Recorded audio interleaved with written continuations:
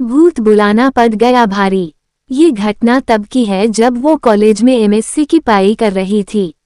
वो उस समय वहाँ के गर्ल्स हॉस्टल में ही रहा करती थी। परीक्षा से पहले वो और उनकी कुछ सहेलियां लाइब्रेरी में पढ़ाई कर रही थी। पढ़ाई करते हुए रात के 12:30 बज चुके थे।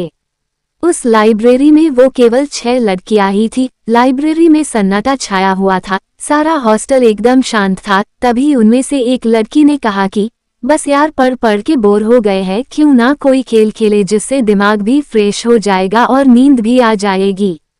सब उसकी बात से सहमत हो गए। उनमें से एक लड़की जिसका नाम पूजा था बोली कि चलो हम सब किसी आत्मा से बात करते हैं। ये सब कहकर वो अपने कमरे में गई और वह बोर्ड लेकर आई जिस पर ए तारांकन Z तक अल्फाबेट 0 से 9 तक नंबर और किनारों पर यस और नो लिखा था।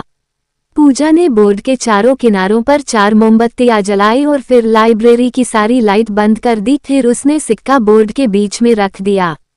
उनमें से 2 लड़कियां तो डर के मारे अपने कमरे में चली गई और बाकी चारों ने उस सिक्के पर एक एक अंगुली रख दी। फिर पूजा ने कहा कि कोई डरना मत और यहाँ से उठना मत वरना आत्मा नाराज हो जाएगी। अब पूजा बोलने लगी, अगर यहाँ पर कोई आत्मा है तो प्लीज हमसे बात करो।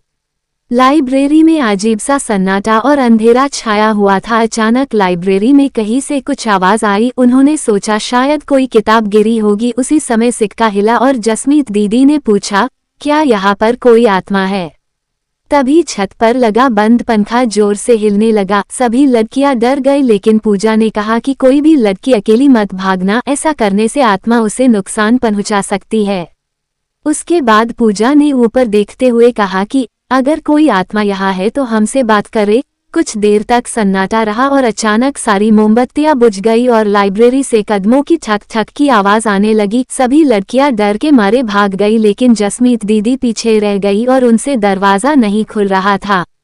अचानक उन्हें लगा कि कोई उन्हें पीछे की तरफ खींच रहा है। वो जोर जोर से रोने और चिल्लाने लगी। उनकी आवाज सुनकर हॉस्टल की सारी लड़कियां जाग गई और उठकर लाइब्रेरी की तरफ दौड़ी। हॉस्टल वार्डन और सभी लड़कियों ने मिलकर दरवाजा खोला और दीदी को बाहर निकाला।